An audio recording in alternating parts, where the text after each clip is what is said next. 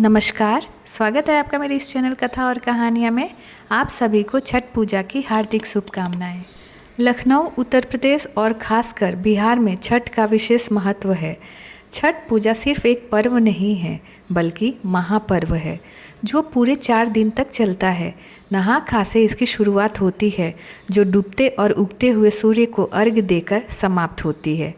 यह पर्व साल में 2 बार मनाया जाता है, पहली बार चैत्र और दूसरी बार कार्तिक में।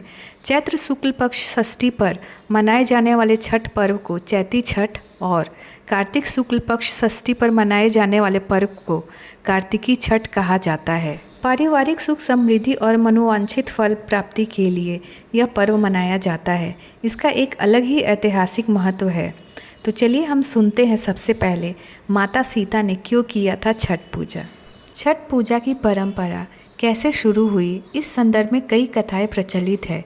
एक मान्यता के अनुसार जब राम सीता 14 साल के वनवास के बाद अयोध्या लौटे थे, तब रावण वध के पाप से मुक्त होने के लिए उन्होंने ऋषि मुनियों के आदेश पर राजसूय यज्ञ करने का फैसला लिया। पूजा के लिए उन्होंने मुग्दल ऋषि को आमंत्रित किया। मुग्दल ऋषि ने माँ सीता पर गंगाजल छिड़ककर पवित्र किया और कार्तिक मास के शुक्ल पक्ष की षष्ठी तिथि को सूर्यदेव की उपासना करने का आदेश दिया। इससे सीता माँ ने मुग्दल ऋषि के आश्रम में रहकर 6 दिनों तक सूर्यदेव भगवान की पूजा की थी। सप्तमी को सूर्यदेव के समय फिर से अनुष्ठान कर सूर्यदेव से आशीर्वाद प्राप्त किया था।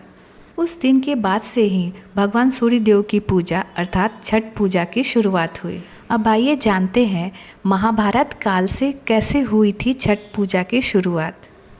हिंदू मान्यता के मुताबिक कथा प्रचलित है कि छठ पर्व की शुरुआत महाभारत काल से ही हुई थी। इस पर्व को सबसे पहले सूर्यपुत्र कर्ण ने सूर्य की पूजा करके शुरू किया था। कहा जाता है कि कर्ण भगवान सूर्य के परम भक्त थे और वो रोज घंटों तक पानी में खड़े होकर उन्हें अर्घ्य देते थे। भगवान सूर्य की कृपा से ही वह महान योद्धा बने। आज भी छठ में अर्घ्य दान की यही परंपरा प्रचलित है। छठ पर्व के बारे में एक कथा और भी है। इस किंवदंती के मुताबिक जब पांडव सारा राजपाट जुए में हार गए, तब द्रौपदी ने छठ व्रत रखा था। इस व्रत से उनकी मनोकामना पूरी हुई थी और पांडवों को सब कुछ वापस मिल गया। लोक परंपरा के अनुसार सूर्यदेव और छठी मैया का संबंध भाई बहन का है, इसीलिए छठ के मौके पर सूर्यदेव की आराधना फलदायी मानी जाती है।